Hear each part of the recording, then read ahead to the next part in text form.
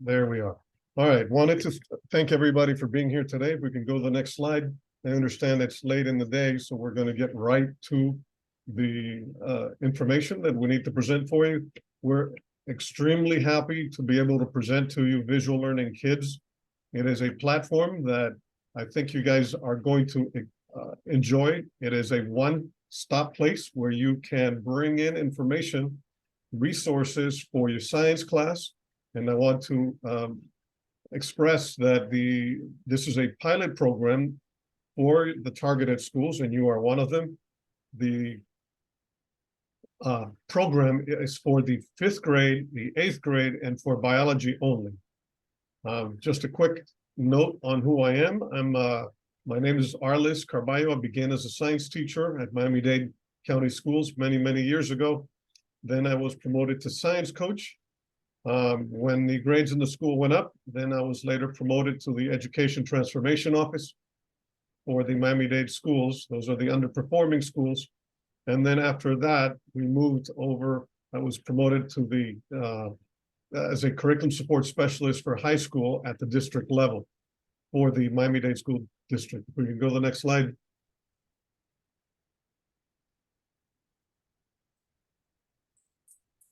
All right, so I see that I have to stop for a minute. Tracy Foreman says that she cannot hear the video. So we are going to tell her to, let's see.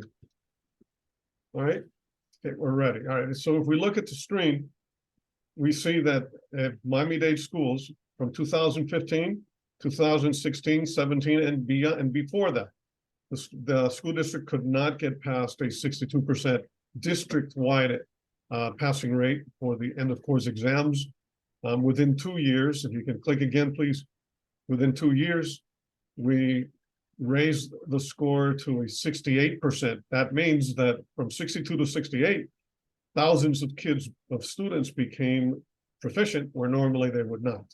If we click again in 2020, we were looking to score over a 70% of the district students, which would have been again, thousands of students that would have been proficient that normally would not be. So what is happening here? And we're going to go through the program to show you why. Let's go to the next slide. Okay, so our program consists of 4 components. The first one are science cards. The second one are active learning kits. The third are content folders. And the fourth one are benchmark videos. From this point on, I'm going to pass it on to Mr. Valdez, who is going to carry you and explain the rest of these components. You want to take it from here, Mr. Valdez? Yeah, I'm ready, sir. So good afternoon, everyone. Like Mr. Artis just said, my name is Walfrido Valdez. I am an active current high school science teacher here in Miami-Dade County Public Schools. I met Artis many years ago as a science coach myself. After a few years as a science coach, I decided that I enjoy the classroom much more. So I've been teaching here at Miami Southridge Senior High School now for close to 15 years. So let's tell you a little bit about the history behind Visual Learning Kids. In the many years that Artis and I worked together, we always dreamt of creating some kind of program where teachers could come in and at leisure find all the content that they needed to teach for their lesson. So my inspiration was, and I will always tell them, like in my vision, I wanted to create a website that it was almost like a turn the key curriculum. It's just like, no, I want to teach this, and everything that I need to teach this at a highly effective level, it's here, all in one site. I don't need to go to Teachers for Teacher for something or go to another website for other things. No, I want it all in one site. So with that in mind, we decided to create Visual Learning Kids.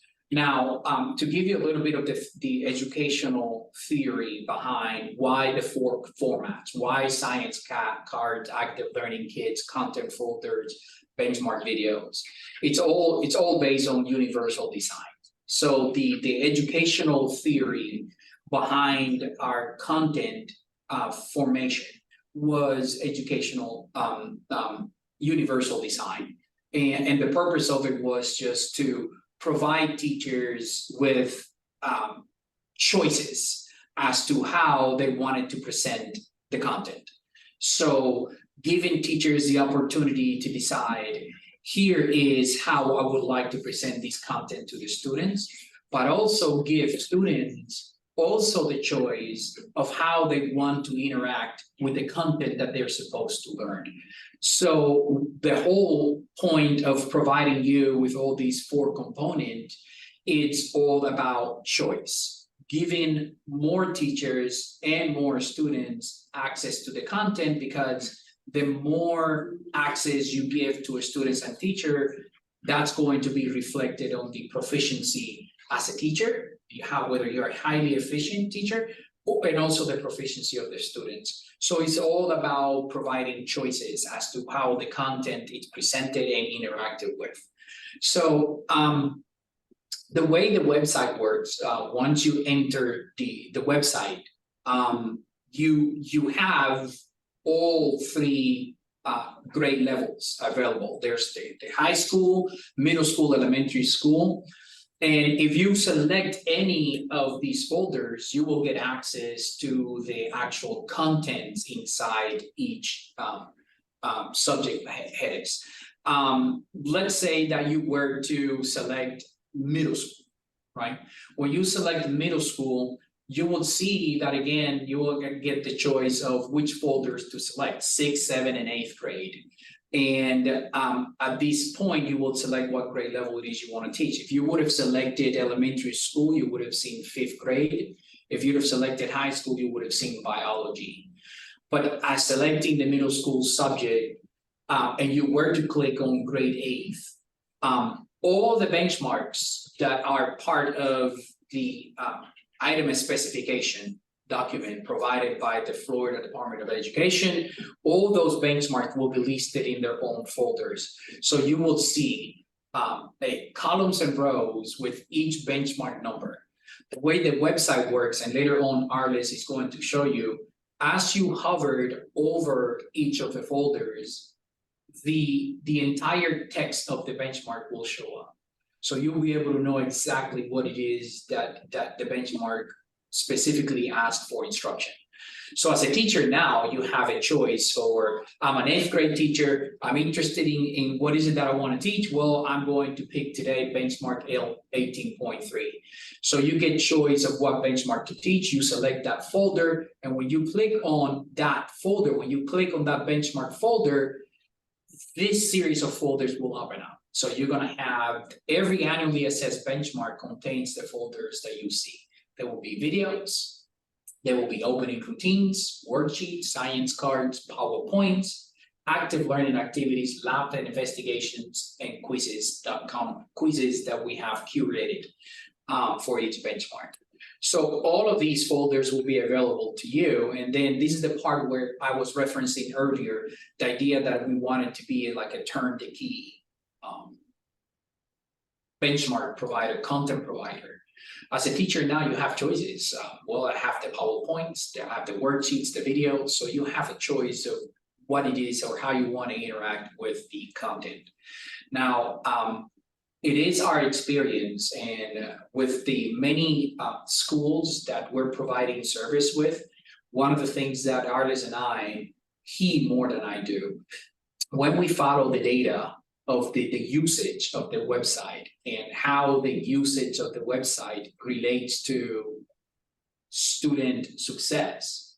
One of the things that we've noticed is that teachers that use all 4 of the components get the highest amount or the highest increase in proficiency rates.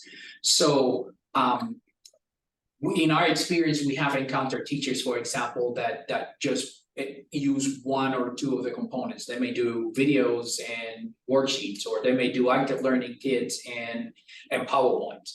The best way to get access and to get the full extent and to get the full impact of our program, the things that we've seen based on the data that we collect is that teachers that use all four of the components are the ones that usually see the highest increment in their proficiency rates of their students.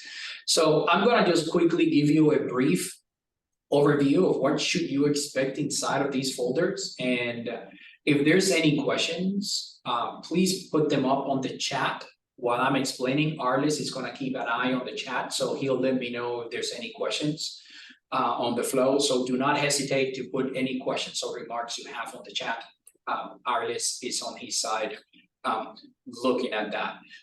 So what are the opening routines? So I don't know what school verbiage you use at your site. Some schools call them bell ringers, do nows. Like our school in particular uses the terminology for do now. All the schools may use bell ringers. I've heard and seen opening routines. We decided to go with a terminology that it was very clearly and explicit in what it is. This is how you start your period. So this is a way where you can use your opening routines, and this is how you start your period every day. They consist of a small assignments, mini assessments that students can complete. They're question prompts, they're formative assessment probes. They can be, they're just related to the concept that you're going to be teaching. So they're meant to be an introduction to the class in some cases of what it is that you're wanting to teach that day. They could be used to discover misconceptions. They could be used to engage students and use as a hook in a conversation for what you want to teach. But there are some that can also be used as mini assessments. I can give you anecdotal evidence, for example, that we have a teacher at one of the schools that uses our program where she uses their opening routines as exit tickets, and she's been very successful in that use. So sometimes, teachers can be very creative on how they're using the opening routines. I in particular like the idea of using them as an experiential approach, like coming to the classroom, sit down, here's what we're going to be talking about today. How much do you want to know? They all follow the same look. They all have the same look. We follow the acronym WAR. W for what is the question about, A for answering the question, and R for reflect. And again, we want to infuse, since the early days in school, test-taking strategies. And WAR is one of those test-taking strategies that we feel is helpful to students, where we have them think about the question, answer the question, and then reflect. Why are you saying that this is the correct answer? What is your reasoning behind your response? So opening routines are, again, a good way to begin any class. We're providing you as well on the presentation folder. We're providing you with presentations that are very carefully aligned with the release items specifications document for Florida. So in making these PowerPoints, myself and the other content creators that we have in our company, we align them very carefully to what the item specs require. So the PowerPoints are not extensive. They're very limited to the content limits and benchmark clarifications of each of the benchmarks that are aligned. Now, as a teacher, you have the possibility to add more slide if you want to. If you want to make it more creative, if there's something you want to add, you are more than welcome to do that. But the ones that are provided here are very aligned to the benchmark. And I'll give you examples of that so you can see. We also provided your students, with a guided Cornell Notes worksheets. So in these guided Cornell Notes, and if you're familiar with the Cornell Notes taking system, is a very effective way for students to record information from PowerPoints. So on the left side of the Power Notes, there is essential vocabulary for the lesson. and there's space for students to write their own questions, write their own notes, their own ideas. And then on the right side of the Power Notes, there is schema, concept maps, diagrams, quick notes that they can take that are related to the concept, to the benchmark being taught. The example that I chose to show you in this presentation is the water cycle. And the reason why I like it is so that you can see the very strict alignment to the benchmarks. So you're looking here at a 5th grade water cycle, Power Notes, and PowerPoint. And the difference between that and a biology high school Power Notes, it's very different, because the benchmark clarifications require more content, more depth for biology in high school water cycle than it does for 5th grade. So the PowerPoint and the Power Notes for both grade levels for the same content reflect those changes in the content limits and the benchmark clarifications of the item specs. So we are very careful in how we construct these Power Notes and PowerPoints, because we want to make sure that the content, at least the basic content that the student is receiving, is the content required to achieve a proficiency level in the score and score a proficiency level on the test. So in other words, feel free as a teacher to add more information that you want, but know that the information that is being presented in this PowerPoint and in these Power Notes, it's the required information to achieve a proficiency level for that benchmark at the state level. So don't take out, add more if you want to, but don't take out information, because anything that you take out there, you're already removing information that they're required to be proficient on. So these presentation and Power Notes, again, are available for downloading our website. So you're free to, you get access to them. You can download them to your own computer and use them. Again, free of use. Like I myself, being an active biology teacher, I use these PowerPoints and these Power Notes. I use a flipped classroom model. So in my class, students take home this for homework. They complete their notes at home. So when they come the next day to class, I'm ready to engage in other higher order thinking activities like the labs. I can do other type of things. So the note taking, which is something that is very tedious and very low level skill. You see something on the board, you write it on the paper. This is something that I myself do have my students do at home. I send the PowerPoints as homework, I post them, and they have access to the PowerPoints and they're able to write their notes down. But then I have teachers that I collaborate with that use these, and they do them in the classical way, where they just know I go through the presentation, I explain the concepts, and they write the information on their own during class. So there's different ways that you can use these. There's the freedom of choice as you as a teacher. Again, it comes back to that idea of universal design, where you have choice of access. We do provide you with workbook. In the workbook folder, you're going to find all kinds of different worksheets that you can use to understand the students' previous knowledge, the process of learning, their learning outcomes, and that also can be used to enable your students to monitor their progress. Again, with the idea of choice in mind, giving students different anchor points, how to get to the same content from different ways, different areas of strength. And this is again the part where we talked about how do we give students choice to the content, choice of access. So we have several forms of worksheets that are available for you to download and send to your students. So we have, for example, reading in science worksheets. And these are very short forms of reading where the students can read the content that they're supposed to interact with on that day, and then some typical questions where they're practicing reading skills like text rendering, context words, main ideas. And it is a very short reading assignment where, for example, the example that I'm giving you here is cell types. The reading is based strictly on the benchmark clarification and the content limits of the Florida standards. Now, on the worksheet that right next to it, they're comparing prokaryotes and eukaryotes, which is exactly the same benchmark as the reading in science worksheet. But in this case, the reading is less and they're using a Venn diagram where they're comparing the different cell types. And again, another approach to the same concept or idea, they are looking at the same concept, but from different modes. access points, choice of learning, right?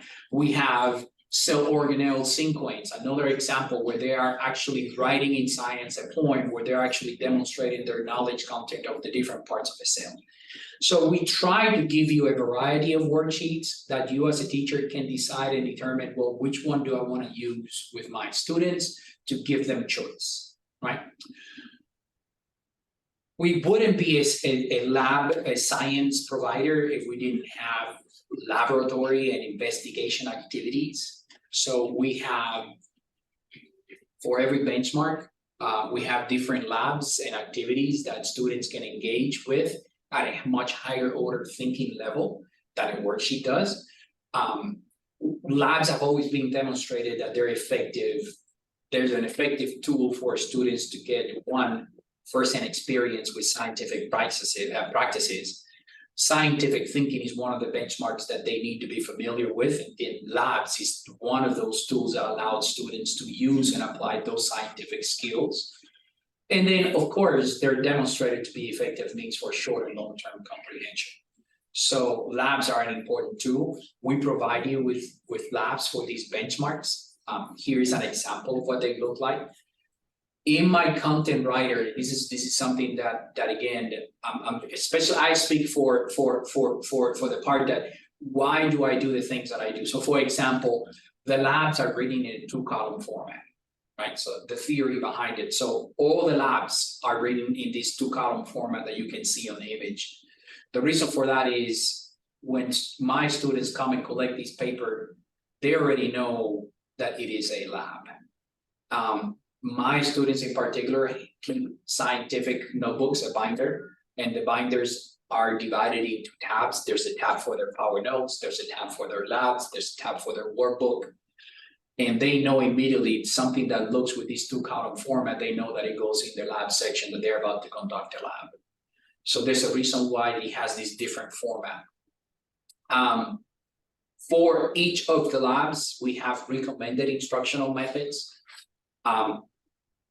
I stopped short of calling them lesson plans. They're not lesson plans, they are the recommended instructional method.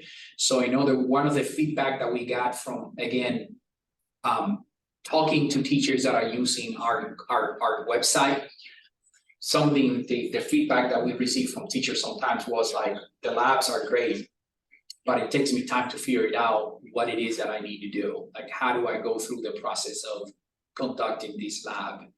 And my response to that is, well, I can provide you with the recommended instructional methods. Here's how you would set up these stations. Here's how you would introduce the lab. Here are some of the questions that you may want to ask the students. Here are some of the model responses that the students should give you. So you have access to all of these information.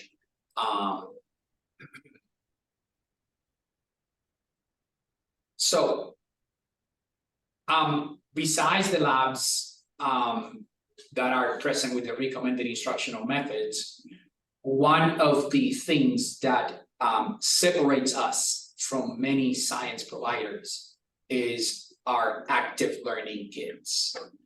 And these will be under the folder in the website under active learning kits. Now, these require a little bit of preparation from the teacher because they need to be constructed. What you're getting is the actual kit, but you have to build them, you have to make them. Now, these active learning kits, and I, in particular, I'm biased because I made them and I use them in my class on a daily basis. If you're looking up behind me right here in my classroom, one of the active learning kits for sales is already in my class. They're already hanging from the ceiling. We're doing a gallery walk for parts of a cell structures. And these kits require time to build them, but if you make them, you'll never have to make them again. Like that kit that is posted there has been there for me for 10 years. It's laminated, it's well taken care of. So for these active learning kits, students work in pairs and small groups. And what they do is they are forced to discuss concepts and find solutions to problems that they presented. I don't need to tell you that educational research shows that peer-to-peer instruction is one of the best ways for students to address misconceptions, misunderstandings. but it also allows me as a teacher to do a small group instruction. So as they are working in their small groups, it allows me to go from station to station, from group to group, and engage in that very highly valuable small group instruction where I can actually address those misunderstandings, misconceptions in small groups. Here is an example of a middle school active learning kit. The cardboards, I built them by 11 by 17, so they're big. You can see in reference, you can see students in that image. And in this particular active learning kit, the benchmark calls for students to be able to understand the differences between potential and kinetic energy and be able to apply the concepts of potential and kinetic energy to an actual situation. So they should be able to recognize that a person on top of a cliff has potential energy, but as that person jumps off the cliff, that potential energy gets converted to kinetic energy. That's basically, in a small show, what the benchmark requires. So this particular kit targets that. It allows students to be able to demonstrate that they understand the concept of potential and kinetic energy and apply it to a natural situation. So we asked one of the teachers that uses our program, we asked to provide us with a short video of this, so you can see the students engaging.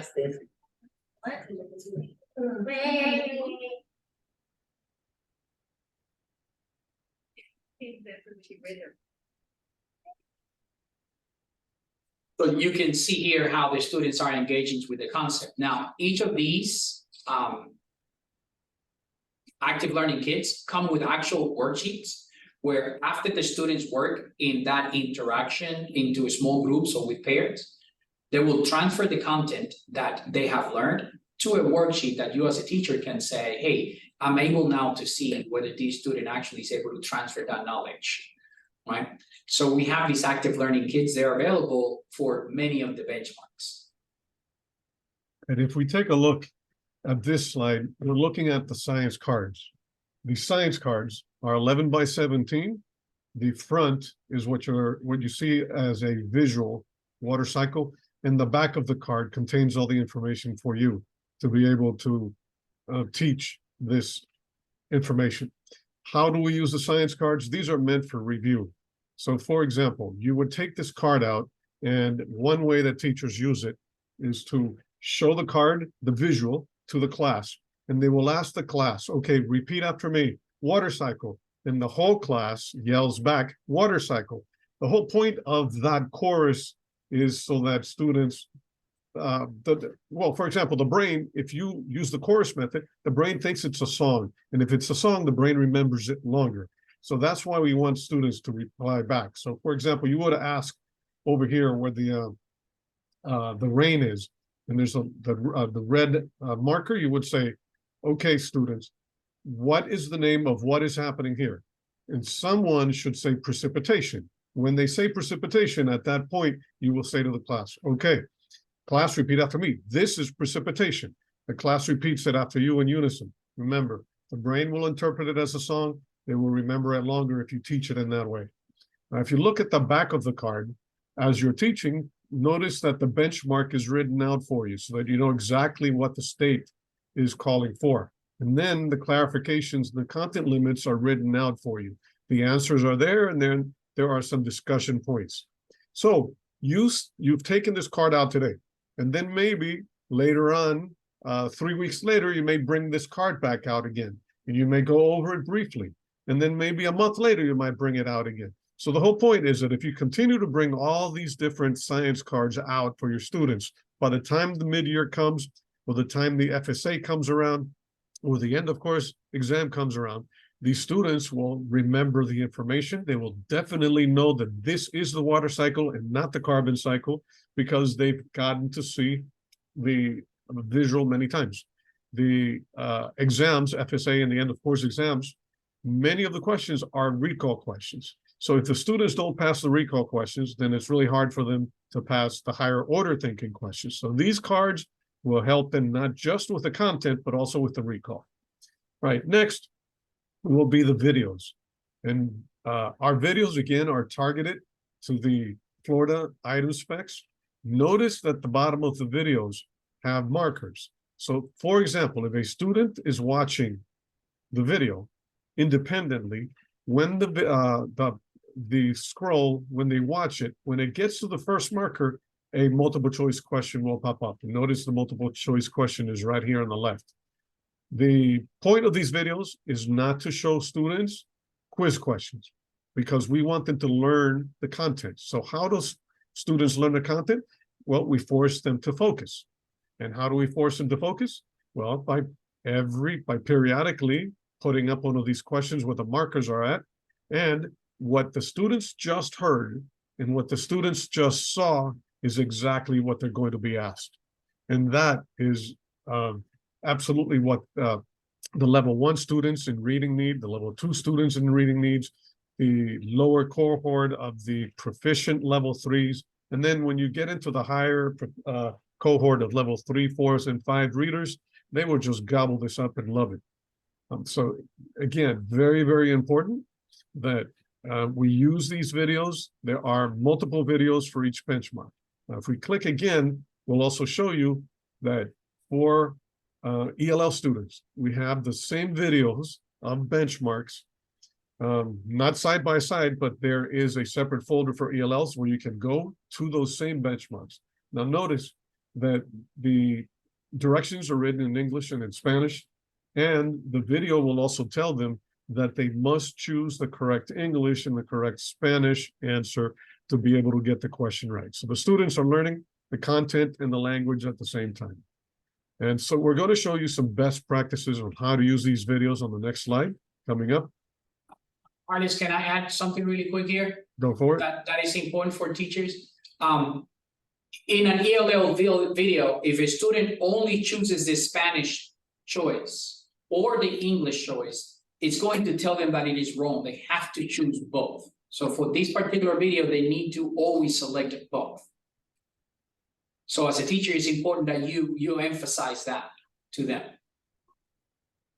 All right, so the best practices for videos are the following. You can present the video on your smartboard in a live mode session, meaning that the video will play on your smartboard, and when the video pops up a question, the question will also pop up in all of the students' devices. Then the students get to answer the questions on their devices, and the teacher immediately will see the choices or the percent correct, the percent wrong in on the smartboard. So if the percent is, for example, below 70, so the majority of the class did not get the questions correct, then that's your moment to teach. So these videos can be used as a mode of lecture, if you want to call it that, rather than using the PowerPoint to lecture. So the live mode creates a tremendous amount of conversation in the classroom. The students get to answer, you get to see how they're answering, you get to ask, etc. So the class becomes an active class rather than a passive class.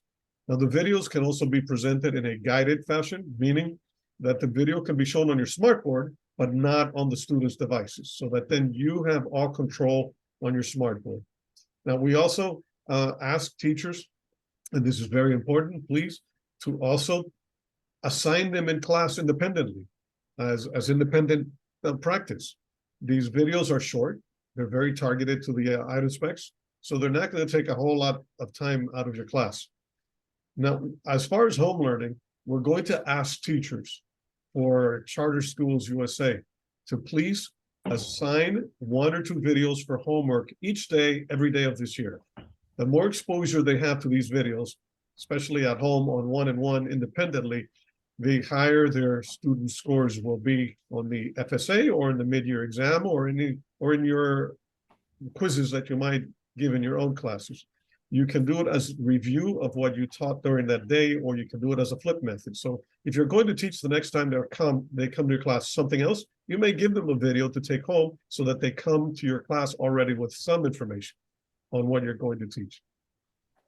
Videos are... Artist, can I add something about the home learning for review and another important point why you want to start use, especially you guys, it's that since you're starting to use the program with already a few months of school having been gone by, you may want to use the home learning to kind of like a spiral back to those first weeks of school. where you can actually start reviewing those things, because you're starting to use the program now. It's important that you use that home learning review as a review of the benchmarks and content that you've already have taught. Beautiful. Okay, so we know that if students focus, students learn, and this is exactly what these videos are going to do. All right, next slide. All right, this is very important because this is the Visual Learning Kids gradebook, and we've color-coded it. So notice that there is green, red, and yellow, and then there are blanks. The blanks mean that the students have not watched the video and have not gotten the grade. The red means the student did not pass, and the yellow, they passed, but with a very low score. So what's important here is that this is not a grade book that we want to see at Charter Schools USA. We want to see it all green. So in order for it to be all green, we've given you the ability to reassign these videos. So this is the type here with all greens. This is what we want to see on a grade book. To reassign the video, it's really easy. When I go into the live version in just a few minutes, you're going to be able to see how it's done. But all you need to do is just click on the grade. So for example, if you click on 60, the yellow 60, then it will ask you, do you want to reassign this? And then you just click yes, boom, and it's reassigned to the student. So a good incentive for students is you tell them, okay, you're in the red. If you rewatch the video and you get in the green, that's the grade you will get in my grade book. So it's a great incentive.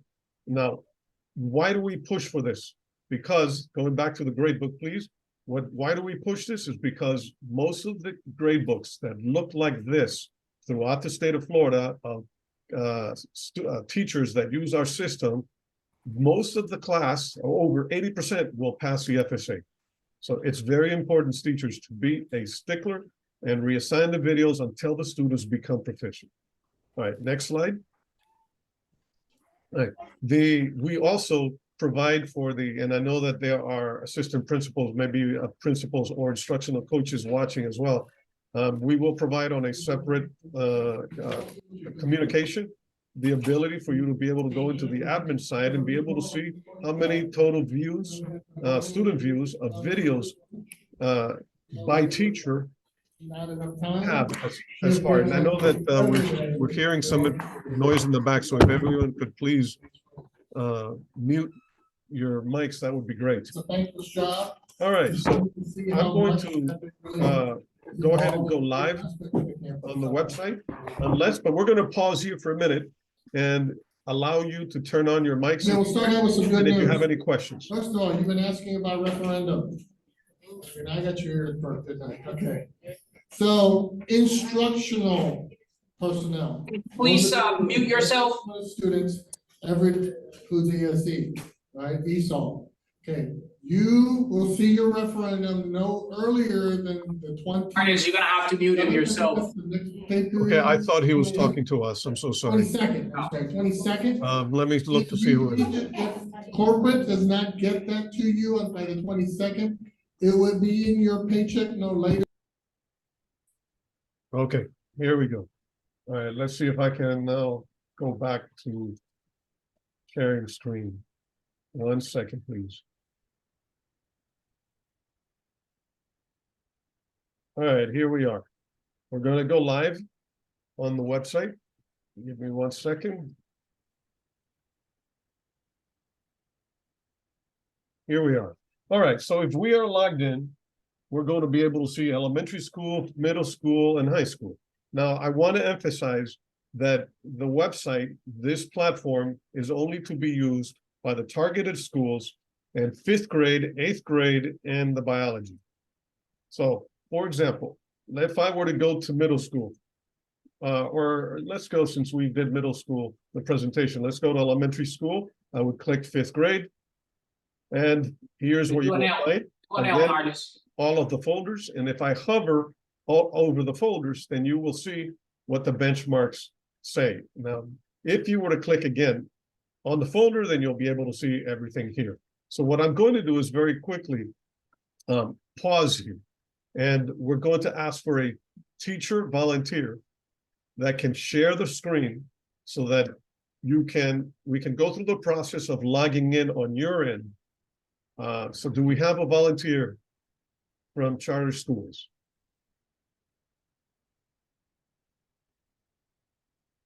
it will be so much easier because you will be able to see it. You will be able to see the process. We cannot show you the way to log in with your learning provider. Like we would need somebody to help us with that. Can we have And I a know it's volunteer? hard. It's hard to put anyone on the spot at 4:20 p.m. after having taught. If you did like me, having taught like 4 periods, but we need your help. Hey, will somebody volunteer to share the screen so that we can we will walk you through signing on to Visual Learning Kids.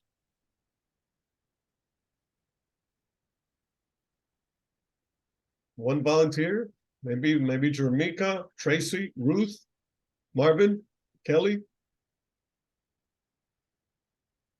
Polina. Oh, One volunteer.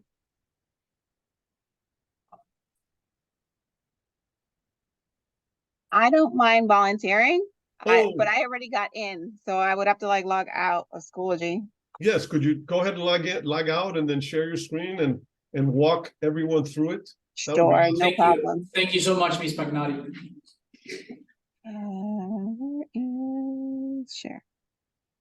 Can I share my screen?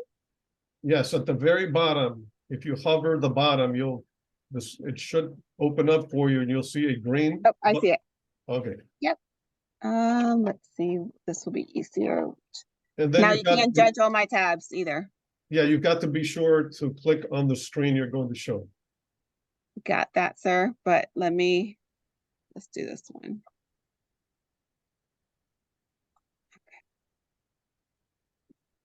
All right. Oh, beautiful. So I already opened up my class in Schoology, which everybody should be able to. Do you want me to walk them through it, or would you like? No, either way. no, Go ahead. you go ahead and walk them through it, but I think the very first thing they would need to do is click on courses if they've never been through the program. Yes. So courses. I opened up 5th grade class that I have. Materials. Visual learning kids. Yes. And We have an then expert. We have an expert here. now you have someone who's not afraid to click until I figure it out. So what you don't see is the login part that I've already done. It's gonna ask you have to put CSUSA and kind of log into Schoology again. And once you do that, then this will automatically, once you do it once, it always connects through. All right, can you for a minute go to my classes? I won't have any classes in here. Oh, I do. Never mind. I take that back. Yes, so your classes did populate, see them on the left, and then can you click on class members? Okay, and then go back to do assignments, click on do assignments. Are you, okay, So these are old classes. all right, that's why your class members did not appear because. That is, yep.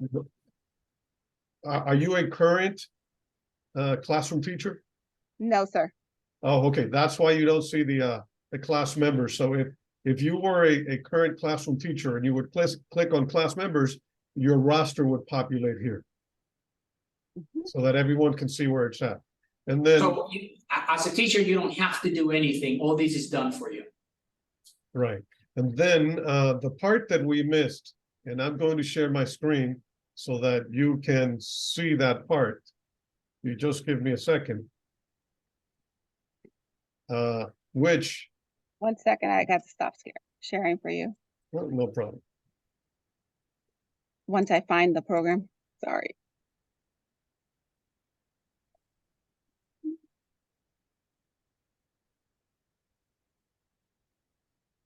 Are we still sharing screens? I am. I just have to, there it is. Okay. Stop. There you go, sir. Okay. Thank you, Ms. Magnotti.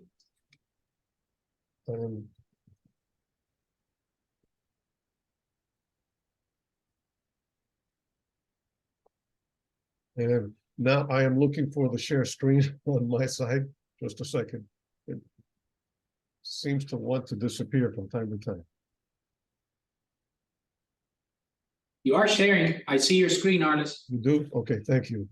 All right, so let's you should be seeing now the directions for how to log in. So notice that the presenter just clicked on courses, then they clicked on the class, then they clicked on add materials, and then they clicked on visual learning right here. The next step is what I wanted to show you. You will get only one time this screen here that says sign into Schoology. So what you would do is start typing in Charter Schools USA, and then it will populate it. And all you need to make sure is you click, see the one that's in bold red, you would click Charter Schools USA Florida. Once you do that, then you will get this screen where you have to approve. And once you approve, you're logged into Visual Learning Kids. These steps here, you will only have to do one time, because the next time that you click Visual Learning Kids, once you have done all of this once, it will take you directly to the website. So it'll be a lot quicker. All right, so let me go back into my classes here, and I want to show you how to assign a video very quickly. So the first thing you want to do is go to curriculum. Right here, and click on it. And then you will go into one of our folders and choose a folder. I'm going to choose, for example, elementary school, 5th grade. And I'm going to choose, let's say, identify rocks. So I'm going to go to the video folder. And notice that these videos will populate. The green with the number means 8 questions, 3 questions. So I'm going to click, for example, on rocks. If I click action, then look here to the bottom, it says copy video. The reason for that is because you cannot edit our videos, but if you copy them to your content, you can. So I'm going to click copy video. And up here, it will tell you video copied successfully. Then all you need to do is go back to curriculum. And that video will now appear in your content, your personal content. So here it is. You just scroll down, there it is. Now, what can you do once you have the video? You can do several things. Number one, notice that there's a green present button right here. If I click present, that's when you can present this on your smartboard and show it on a guided version. Now notice, we did this on purpose so that you can see sometimes in your schools, your students or you may experience the questions not showing up or the video not showing up. That is due to your Wi-Fi. So how do you correct it? You simply go back up here to your refresh and you click refresh and it will come up immediately. So when you show this video, I'm only going to do it for a minute here. Watch what happens. The video will play. When it gets to the marker, the question will pop up when I stop it or when the student stops it. Matter inside the earth called magma comes out of a volcano and later cools down. A red button should come up now. It says click here to answer a question.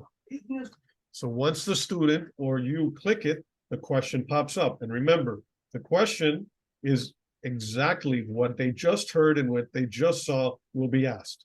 So we want them focused. We want them answering exactly what they heard and saw so that the student learns to pair the content with the image.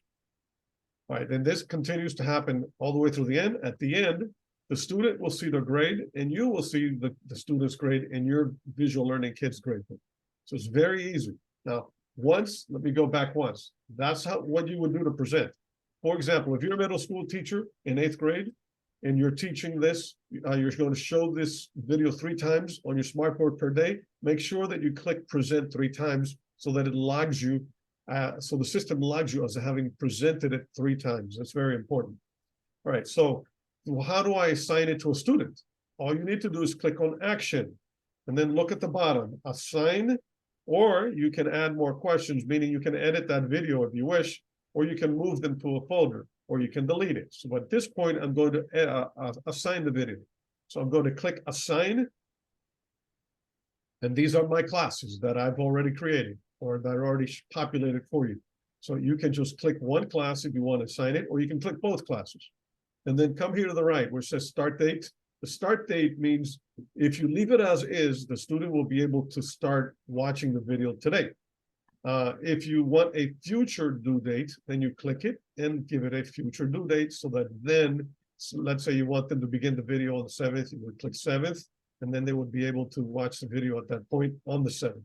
If you want them to have if you want to have a due date, then you would click due date. And let's say you want it done or watched by the 10th, you would click on the 10th, and there it is. Now I'm going to ask all teachers to always click prevent skipping. The reason for that is, if you do not, the students will be able to flip through the video without watching it, and they'll just answer your questions. But if you click prevent skipping, they will have to watch the video and answer every single question. If you want to turn on the CCs, you would click here.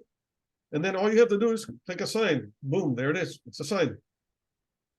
So when the student logs in, they will immediately be able to see what you have assigned, and they'll be able to watch it depending on the due date or the starting date that you've done. Now, we showed you how to present the video on a guided version. So I'm going to show you how to use the live version. So to use the live version, you just go to My Classes. When you go to My Classes, the videos that you have assigned will show up under Due Assignments. If you did not add a due date, then they will show up here. So make sure, I'm going to do the one with due date. All right, so if I've assigned rocks, which I just assigned, there's a video, and you want to use the live version, all you need to do is click on that video. When you click on the video, see the live mode down here? You would just click live mode. And then notice that the directions are very clear for you and for your students. So you're going to share your screen on your smartboard. The next thing is you're going to tell your students to log into their Visual Learning Kids account. And all they have to do is click on your class. Once they click on your class, they're already enrolled into your live mode. So when you want to start the live mode, you click Start Live Mode. And then all of your students will show up in gray here. This one student is a sample that we wrote in. But as the students click their class, your class, these buttons will turn green, letting you know on your smartboard that your students are ready for live mode. When you're ready to start, you click Start at the very bottom here, bottom right. And then there's a video that will show on your smartboard. And when the video gets to the first question comes up, then the students will be able to answer them on their devices, this is a beautiful way of teaching an alternative way other than your PowerPoint. So I'm going to exit live mode, and I'm going to go to the gradebook to show you how to very quickly let me go here to show you how very quickly to assign a video. Very, very simple and very quick. So you would go to your class and click it. When the gradebook populates, and this is, remember, not a gradebook that we want to see. We don't want to see any blanks, reds, or yellows. So if, for example, right here, this 60, if I would like to reassign it, all I have to do is touch it. When I touch it, it asks me if I want to reassign it. I click yes, and notice that it says assignment reassigned successfully. So the gradebook will populate again, and you're going to notice that it is gone. So now the student can watch that video over again. And remember, a good incentive is to tell the student that if they get in the green, that's the gradebook, the grade you will give them on your gradebook. It's a great, great incentive. All right, so we've gone through curriculums on how to find videos that you may want to use. I'm going to go, let's say, to high school now, since we have not touched on it. We're going to go to 14.4, and there's a worksheet here, for example. All right, notice that there's an eye. If I click on the eye, you're able to immediately see the worksheet. If I click on the down arrow, you'll be able to download that worksheet. Let's do this eye again. So here's one of the worksheets. All right, if I click on the plus, you can assign these to your students as well. Worksheets, opening routines, labs, etc. So if I click fourth grade class in science, then I'm going to click assign, and then I'm going to go back to my classes. I'm going to verify that it has been assigned. All I need to do is go to files here, click files, and then notice parts of a compound light microscope labels is there. So when your students sign in, they would need to click on files, and they will see this parts of a compound light microscope, and they will have a down arrow. When they click on the down arrow, then they can download and they can do your work. So my classes, we've gone through these. Your classes will be populated here. Your class members will be here. The due assignments will show here for videos. The no due assignments will show here. Your files and then your quizzes.com. So this, we've gone through the website. At this point, I'm going to open it up. Or if you have any comments, Mr. Valdez, but if there are any teachers that have any questions regarding the website, this is your time to unmute and ask. We'll also are going to provide you with step-by-step guides for this. So thank you for reminding me on that. Let's go here Yes. to curriculum. So if I go to elementary school, you can see, and you click on 5th grade. If you're in middle school, you click 8th grade. If you're in high school, you click biology. Notice that there are how-to directions here. So I'm going to click on how-to. Now, these are step-by-step guided live mode. Let's say you forget or this session, then all you have to click is the I. And the I opens up and it gives you step-by-step directions on how to use a live mode. So if you go to step-by-step guided version, you click on the I again, that opens up step-by-step directions. And I wanted to show you one here where it shows a link. Artist, while you're doing that, I think that we should open it up to questions. We've been going on now for a little over an hour. Yes, well, at any time right now. Any questions from anyone? So if you want to see here, this one that says VLK PowerPoint, if you want to see it, you would just click the I, and then you would just click on this link, and you have the ability to see the PowerPoint that we presented today. You have that ability again. All right, teachers, again, we are open for questions. If you have any questions on how to use the website. Or any questions in general about the program, anything that you're, stop sharing your screen, Artist. Just a second.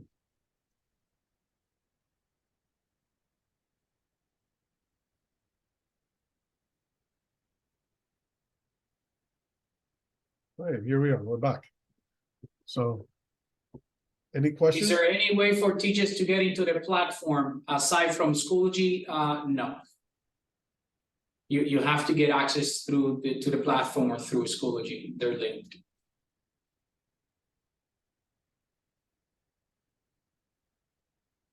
And I am going to place a link back, and I'm going to share my screen so that you can see it.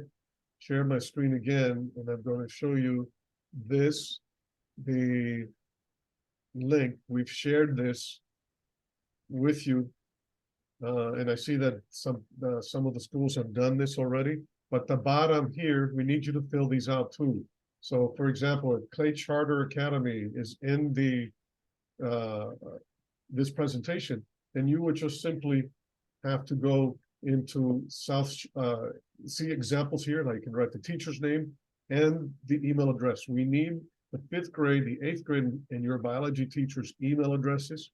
And this, so I'm going to take this out, and I'm going to go straight into the chat right here and put in that. Stop sharing your screen. Right here. Just a second. Right, okay, I've just shared it. One quick second, and I will stop sharing.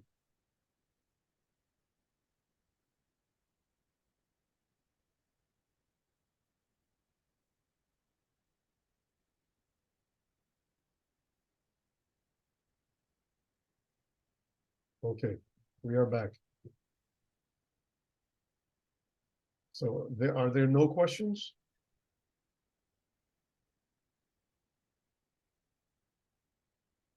Well, there's ways that you can always reach out to us on our website. There is a chat icon that if you're ever on the website to use, make sure if you can always click on that chat icon, and we are that I will show that right here. This is the chat box that Mr. Valdez is talking about, you can always reach us at any time. Just click the chat box, put in your name and email address, and you can start chatting with us if you need assistance when you're in class. So if there's ever any help or any needs, as you get access to the website, we've tried to make everything streamlined. We've provided step-by-step guides, but if there's, don't hesitate. Don't feel like, oh man, no, just send a quick email, quick chat, and we'll be able to help you with any of the issues you may have. Teachers, feel free to reach out to us. Okay, so if there are no questions, then we presented the website.